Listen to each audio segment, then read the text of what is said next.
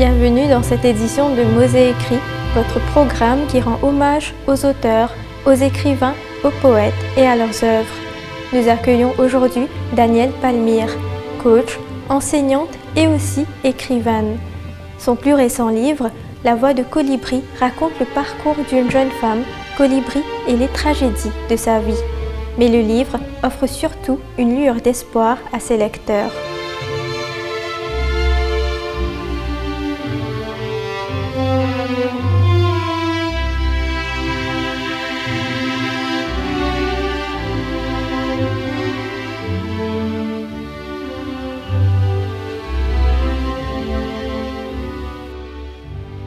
Toute ma vie, ce qui m'a passionnée, c'est l'enseignement, c'est la passion de transmettre, c'est la joie d'éveiller d'autres à comprendre des choses, à se comprendre eux-mêmes. Donc c'est un peu ça mon cheminement. Et nous sommes chez vous aujourd'hui parce que vous avez écrit un livre, La Voix de Colibri. Parlez-nous un peu de votre parcours d'auteur. C'est un peu prétentieux de dire que j'ai un parcours d'auteur. Ce que je peux dire, c'est que j'écris depuis toujours, ça c'est vrai.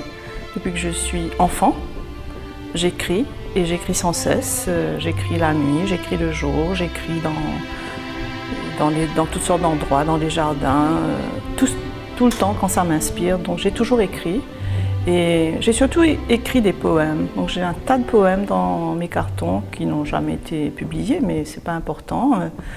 Et puis j'ai écrit aussi des livres scientifiques parce que dans la première partie de ma vie, j'ai fait un doctorat en théologie et j'ai beaucoup fait de la recherche sur la spiritualité, sur la foi et aussi sur l'interculturel parce que c'est cela qui me passionnait. Et donc j'ai écrit des livres et des articles sur ces sujets-là, beaucoup, voilà, dans une première vie, allons dire. Mais j'ai aussi toujours écrit comme mon journal, écrit des articles aussi dans les journaux à Maurice et ailleurs. Et justement, que signifie l'écriture pour vous dans votre vie? C'est d'abord une passion, c'est d'abord une joie l'écriture, parce que c'est comme un endroit où vous êtes avec vous-même et vous avez cette joie d'être pleinement vous-même. Vous pouvez écrire et faire ce que vous voulez, ce que vous sentez. Et donc vous êtes vraiment en ce moment d'unité avec vous, d'harmonie. En psychologie, on appelle ça le flow, c'est-à-dire vous êtes totalement immergé dans ce que vous êtes en train de faire. Et moi, c'est ça qui me plaît dans l'écriture. Après, il y a aussi une dimension de transmission. Bien sûr, quelquefois, on écrit pour transmettre ses expériences. Moi, c'est un peu ça qui m'intéresse, partager ce que j'ai appris, ce qui pourrait servir à d'autres, des leçons de vie, voilà. C'est un peu ça pour moi, l'écriture. Et votre livre, La Voix de Colibri, est-ce que vous pouvez nous parler du contenu du livre, de quoi parle le livre? Colibri, c'est un peu un personnage qui est une petite fille, qui devient bien sûr une femme à la fin du récit, donc qui grandit, mais dont l'enfance reste très présente. Donc c'est une femme qui porte son enfance en elle, même à l'âge adulte, et cette enfance est faite de joie, mais aussi de deuil, de traumatisme, comme beaucoup d'enfances. Et donc l'histoire de Colibri, La Voix de Colibri, c'est comment d'abord elle écoute sa propre voix intérieure pour grandir, pour se développer, et quelles sont les étapes en fait qu'elle traverse pour arriver à se trouver elle-même et à pouvoir se libérer en fait de tout ce qui l'empêchait d'avancer dans la vie. Et dans le livre, c'est symbolisé un peu par une cape, une sorte de cape qu'elle porte depuis l'enfance et qui devient comme une armure qui l'empêche d'avancer et comment elle se défait en fait de cette armure. Elle arrive à vivre simplement en étant libre et en étant elle-même. Et qu'est-ce qui vous a incité à devenir écrivain? D'abord, mon parcours personnel. En partie, l'histoire de Colibri, c'est un peu mon histoire. Mais c'est aussi parce que je suis en contact avec beaucoup de femmes qui vivent aussi ce genre d'expérience, donc d'enfance difficile, d'épreuves dans la vie, et qui ont une forme de résilience ordinaire qu'on ne met pas en valeur. Hein. C'est juste le combat ordinaire de la vie à travers lequel on arrive à se libérer, on arrive à vouloir être soi-même, à poursuivre ses rêves. Et ça touche aussi la vie, je pense, de tout être humain, parce que quand je rencontre d'autres personnes, quelles qu'elles soient, elles ont aussi un chemin qui ressemble à celui-là. Et ce qui m'intéresse, moi, c'est de montrer comment on arrive toujours à sortir du trauma, on arrive toujours à sortir des épreuves de la vie si on le décide, si on le choisit. Pour cela, il faut un certain nombre de choses, mais c'est toujours possible. Tout ce que vous venez de nous raconter, est-ce que c'était le message principal du livre ou est-ce que vous avez choisi d'explorer d'autres thèmes dans ce livre en particulier? Ce livre, c'est un peu comme un conte qui va dans l'enfance et les joies et les difficultés de l'enfance. Et en même temps, c'est aussi comme un récit philosophique dans le sens où, devenue grande, la petite Colibri a besoin de... Elle se retrouve à un carrefour. Le carrefour, c'est un peu le symbole de la vie, le lieu où on doit prendre des décisions. Et elle doit prendre des décisions et pour cela, elle doit faire un certain nombre de choses avec sa vie. Par exemple, elle doit justement laisser tomber son armure, cette chose qui l'a protégée quand elle était enfant, mais qui devient un obstacle à son épanouissement en fait, parce que parfois on se protège tellement des autres, de la vie, qu'on ne vit plus. Et c'est ce qui lui arrive. Donc quelque part, c'est comme une métaphore où elle doit apprendre à danser avec la vie, à devenir plus souple. Et puis surtout, c'est la capacité qu'elle aura à réécrire sa vie, à refaire le récit de sa vie. C'est cela un peu le thème du livre, c'est comment à différentes étapes de notre vie nous réécrivons notre vie, c'est-à-dire nous la racontons à nouveau, nous l'interprétons à nouveau. Et il faut sans cesse le faire et il y a des moments cruciaux où l'interprétation que nous donnons de notre vie change la direction de notre vie. La façon dont nous parlons de nous-mêmes est très importante.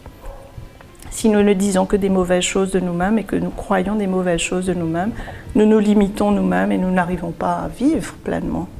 Et donc, ce récit, en quelque sorte, que nous nous faisons de nous-mêmes est très important. Donc, c'est ça que le livre essaye de raconter, comment Colibri apprend à se redire elle-même et à réinterpréter sa vie de façon à vivre librement et à être heureuse, finalement.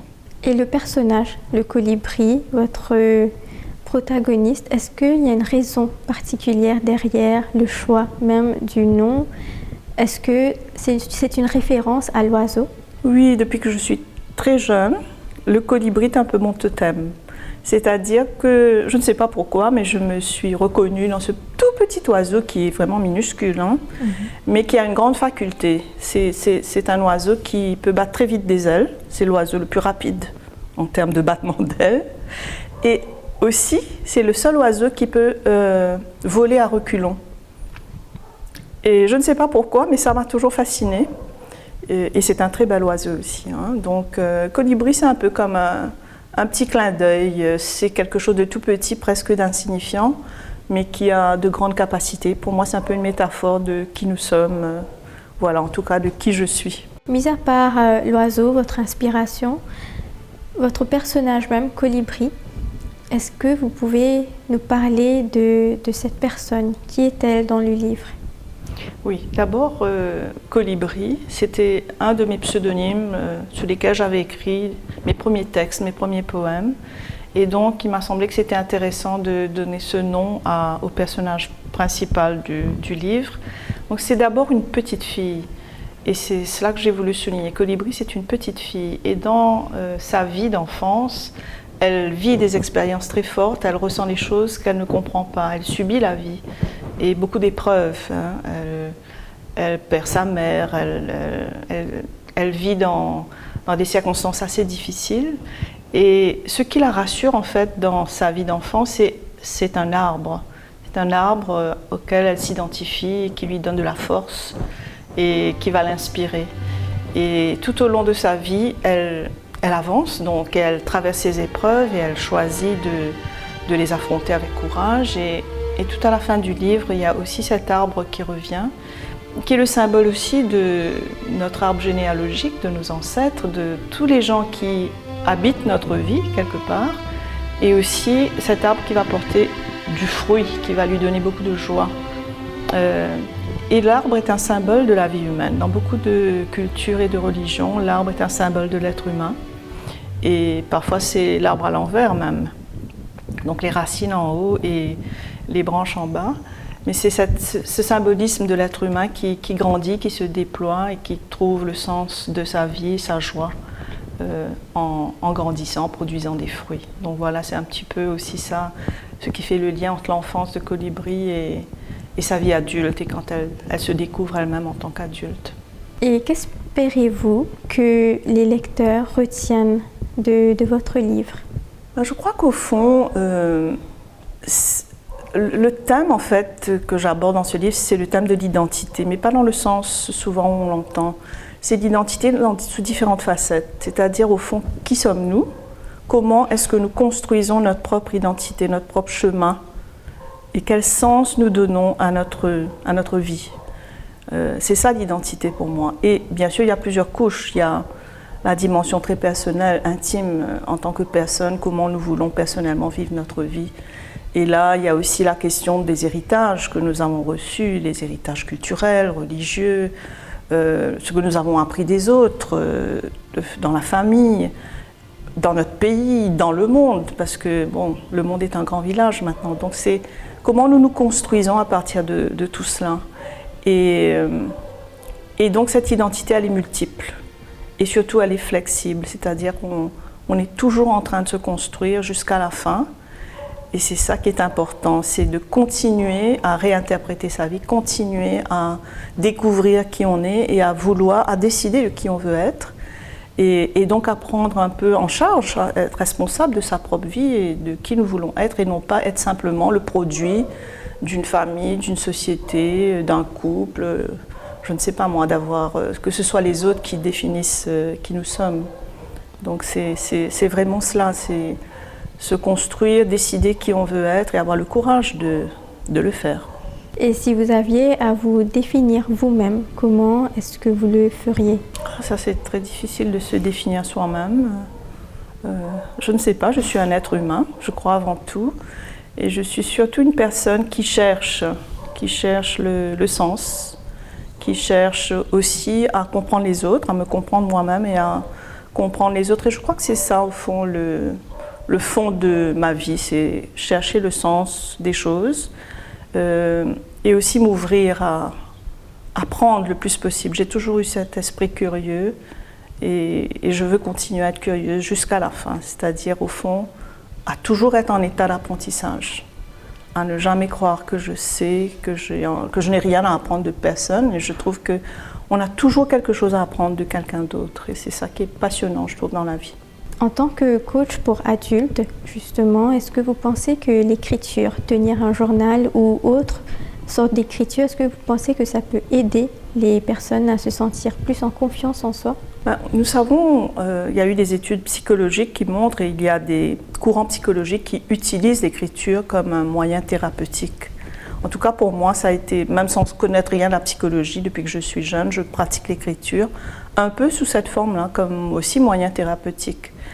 Et donc, ce que je fais quelquefois, j'anime des ateliers d'écriture où je permets aux gens juste d'écrire ce qu'ils ont envie d'écrire sans être jugés. Et dans ce partage d'écriture, il y a plein de choses intéressantes qui reviennent. C'est là on se comprend soi-même. Et puis, à la lumière des autres, on comprend aussi nos expériences, à travers leurs expériences, comment nous sommes tous reliés en fait en tant qu'êtres humains.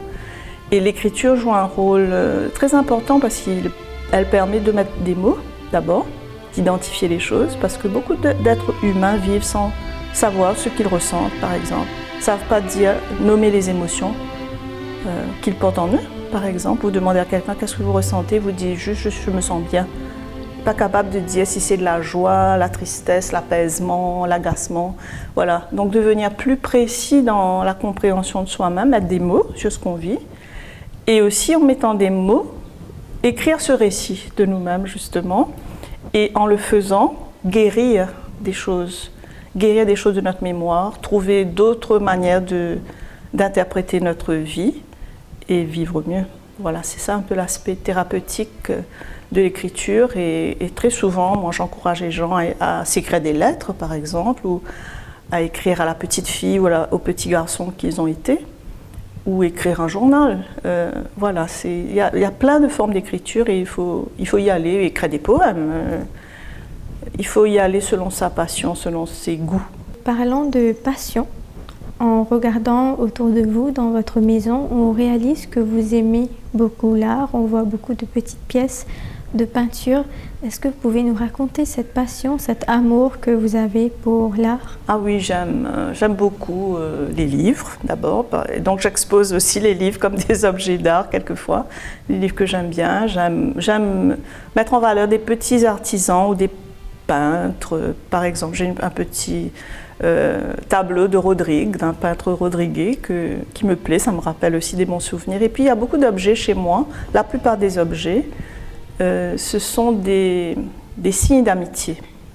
Donc ce sont des objets qui m'ont été offerts par des personnes qui sont importantes pour moi, qui me tiennent à cœur, et donc je les mets un petit peu en valeur, comme sur un autel, mais pour moi-même, c'est juste un rappel des relations qui comptent pour moi. Est-ce que vous pensez publier un autre livre dans le futur?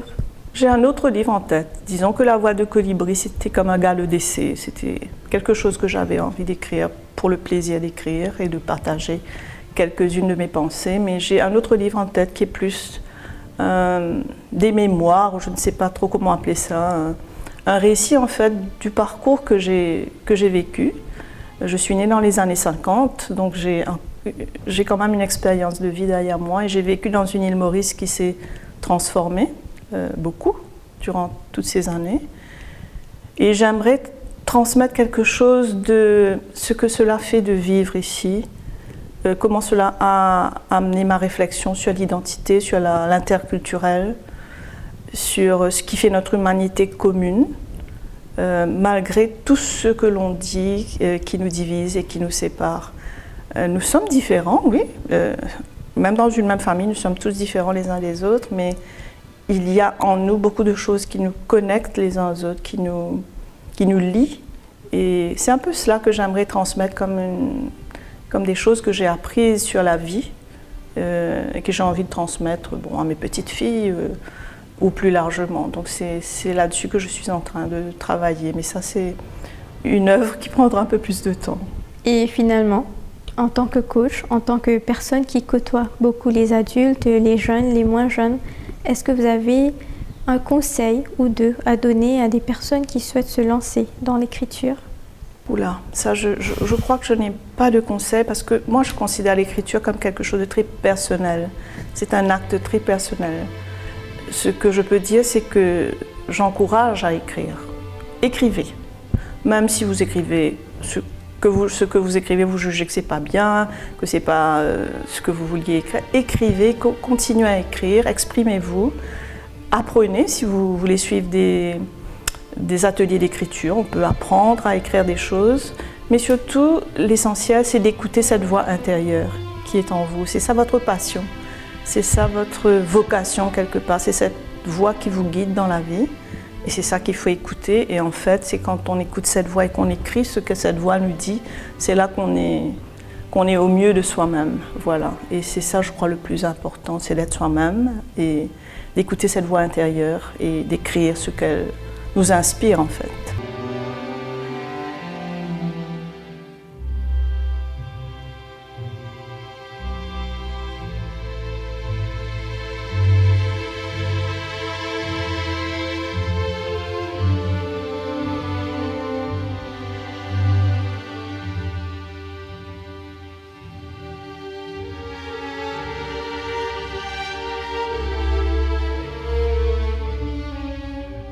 C'est ici que prend fin cette édition de Mots et Écrits. Au plaisir de vous retrouver pour le prochain épisode. À très bientôt.